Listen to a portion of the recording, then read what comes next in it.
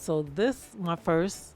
So don't get me too much on my first little explanation here. Is my first time doing these videos and trying to explain to people about first time cruising based on my experiences, okay? Because there are professionals out there, okay? My experience. So I've been cruising since I was 15 years old. My first cruise was with my grandma, her sister, and my cousin. It was the best experience ever, and I just loved having my vacation with my grandma. So that stays in my heart and in my mind all the time. So that just does something for me. I just love being on the ocean. It's just peaceful and calming for me. Just having a good time, right?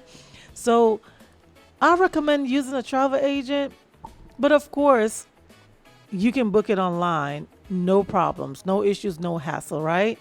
But I recommend using a travel agent because the travel agent will could see behind the scenes. They could see the cabins, they could see some sales, they could tell you what's the best deck to go on. They could give you a lot of advice that you cannot see online. And I know we're in the digital age and we like to do things on our own because it's easier and it's quicker, but sometimes humans are still great, right? And like for instance, you go online, any of your cruise lines, and you see a deal, $4.99 per person or $400 for whatever. I use four because that's what you'll see a lot. $4.99 for a cabin, but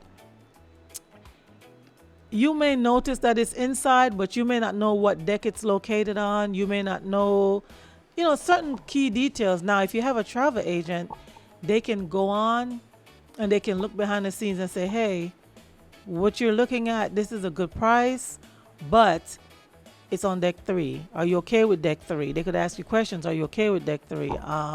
If not, they could recommend maybe an ocean view, or even sometimes, in my experiences, sometimes you could look at a ocean view guaranteed cabin. So you are paying $400 online for an inside cabin, and sometimes you could snag an ocean view cabin anywhere between $700-800 on deck 6, and on a midship, all of that good stuff. A travel agent could see what location. My preference is to be in the midship.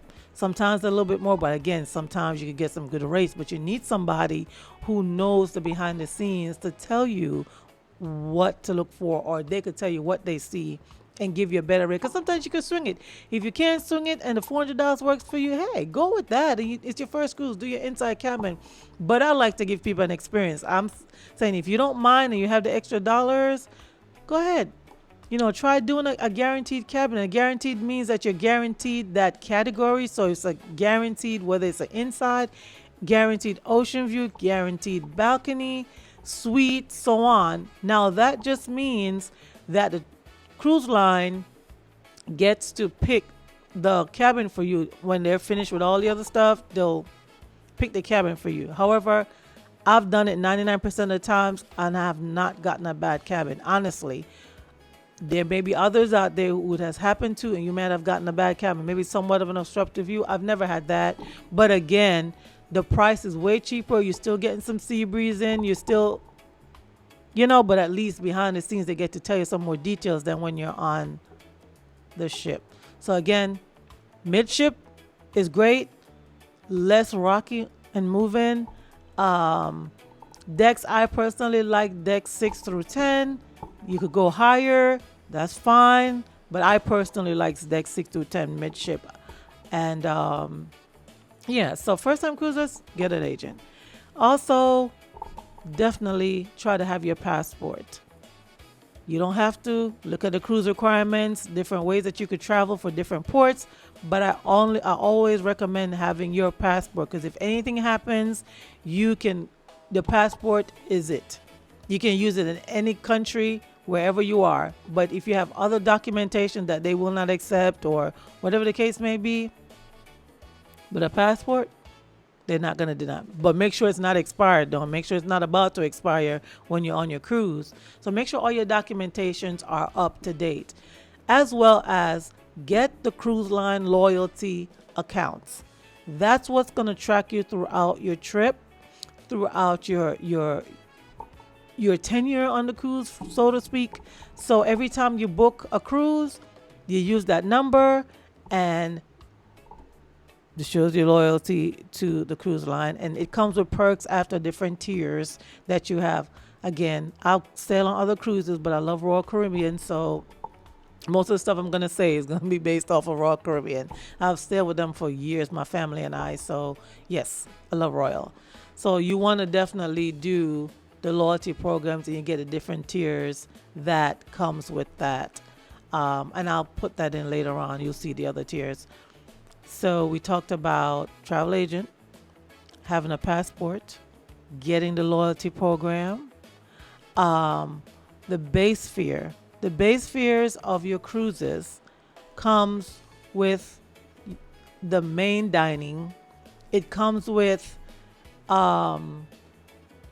activities on the ship. It comes with your main dining, activities on the ship. Yeah, basically everything that comes except for a drink package. You still get some drinks, not alcohol drinks, but and then most of that is in the Windjammer. The Windjammer is free, of course. That's the buffet that Royal Caribbean has. If you're on a Royal Caribbean ship, you have the main dining area. You have all your meals, breakfast, lunch, and dinner in the Windjammer. Same thing with the main dining. You just have to get a little bit earlier for the main dining room. So your base fare comes with a beautiful dining area that you get to have your dinner in. They have a set time between 5 and 7:30, and some ships 5 and 8. Or you can do my time dining, where you can go whenever you want to within a certain time as well. So you're not locked in to coming at 5, locked in to coming at 6, 7, 8, whatever your cruise line says. I personally like a locked in time because I just like to know the waiter that I'm using, the wait staff.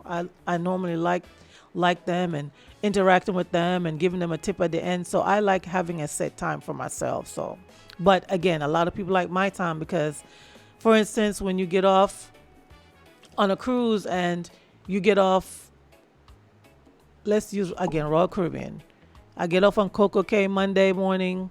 Coco Cay, we're there from 8 to 4:30 or 5, and my dinner is at 5 o'clock. I have to rush back to get to dinner. So some people prefer my time in that case because they could go whenever they want to. Now, me myself, who likes a 5 o'clock early dinner, I have to rush back from Coco Cay just to get to dinner and get ready for dinner. Or sometimes I just go on the Windjammer. So yeah, again, base price comes with Windjammer, breakfast, lunch, and dinner is in there, or the main dining area that you can do the same, but it's not buffet style. You get served by the wait staff. Yeah, it's an amazing experience. It's a beautiful dining area. The wait staff is finely dressed. They wait on you hands and foot. It's yes sir, no sir, what would you need, ma'am? They know your favorite things. They remember your name, all that good stuff. It's just a great experience, and I love that. I love experiences. So again, yeah, that's some of the things that come with your base fare. Now, some of the stuff you have to pay for is if you like drinking, alcoholic stuff. They have packages that you can pay for. I wouldn't do it. I'll just do a la carte. Just pay as you go. It's cheaper because nobody is drinking that much on a cruise for to spend that kind of money. So if you are a casual person or whatever, even if you're not, I mean, nobody drinks that much on a cruise. So just pay a la carte as you go if you have to have a drink. As well as they have specialty dining. On Royal, they have 150 Central. That's my favorite. Chops, number 2. Some of them have Jamie Oliver. I love Jamie Oliver. Some of them have Giovanni's. I love that too. But again, those are stuff that you'll pay for out of pocket. The next thing you'll pay for is your gratuities. You can prepay your gratuities, or you can pay them when you get there, or give your wait staff or your stateroom attendant a little extra. You can do that as well. So gratuities is other things that comes out of your pocket. It's not part of the base price, but you can add it in your base price if you'd like. So yeah, I hope I'm making sense, huh? But yeah, the other thing, excursions. You can certainly buy your excursions from the cruise ship if you want, if you have the money, all that good stuff.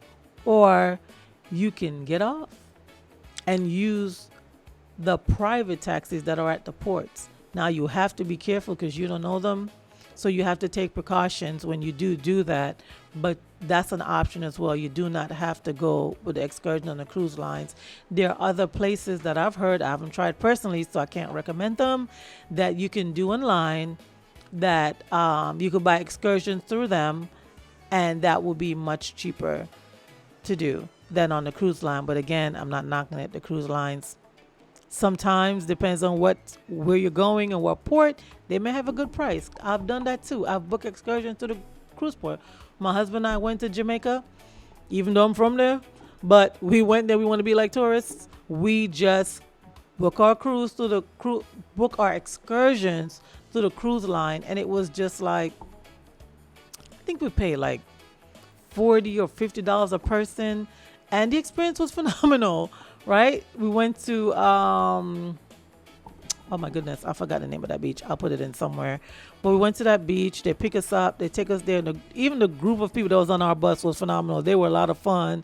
And we stayed there all day. We got some jerk chicken. We got some fish. We got all the stuff. And our tour guys, they were phenomenal too. Like that, it was great fun. And when they realized I was Jamaican, that was just... that was another thing in itself. Like, we had a good time on that ship.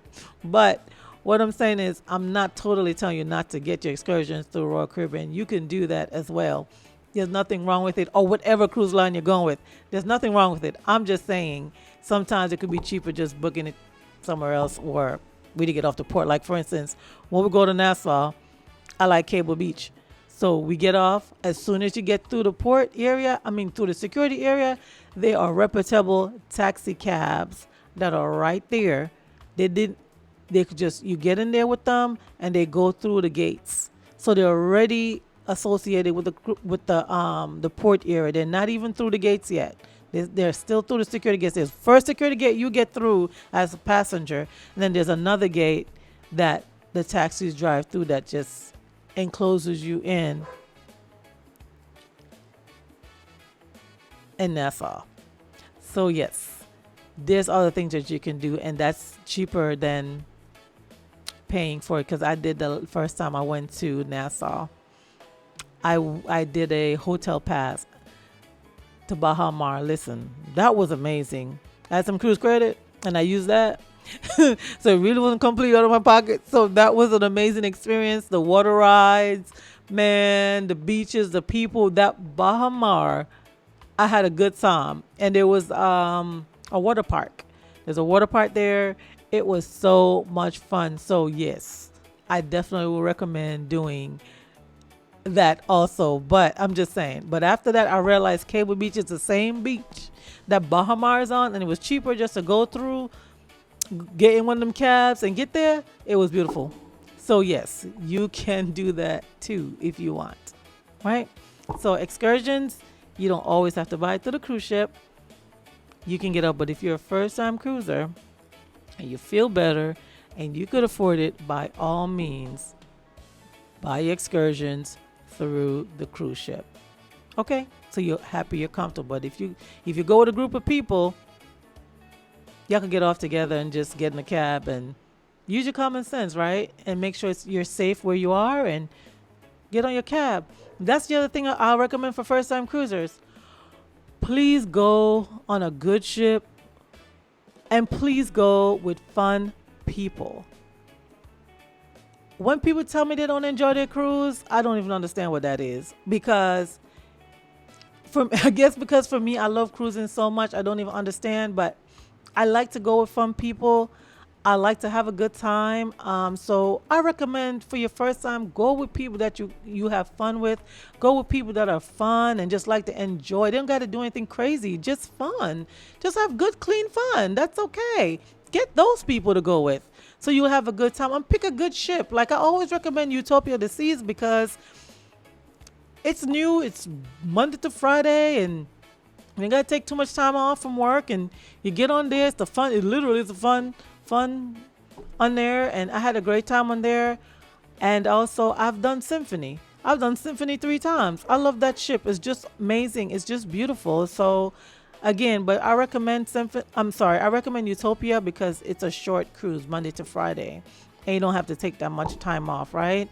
So again, fun ships. I'm not saying the other ships are not fun. The older ships possibly can be, but I like to recommend the newer ones because they're big, they're vibrant, they're beautiful. You just have such a good time on there. So yes, I would recommend Utopia Seas all the time for first time cruisers. I mean, yeah, it is a little bit expensive than usual. I know. And you can go on other cruise lines that are less money. You can go on other ships, even on Royal Caribbean that are less money. But for me, I like to throw them on to Utopia because again, you can't beat the experience on the Utopia cruise ship. Like it's just fun. Like you and fun people, you just have a good time. So yes, for new cruisers, I always recommend Utopia the Seas. If you can swing it, do it. If not, you have Oasis, you got Harmony, you have Oasis, Harmony, and Liberty of the Seas. You have quite a few of them that's is really good as well. So I'm not knocking them. I just, again, Utopia is just my favorite, right? But you still have those other cruise lines that you can try out as well.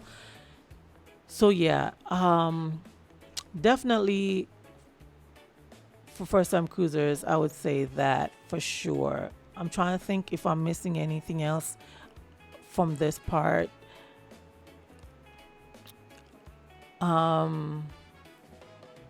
Yeah, that's basically it for right now.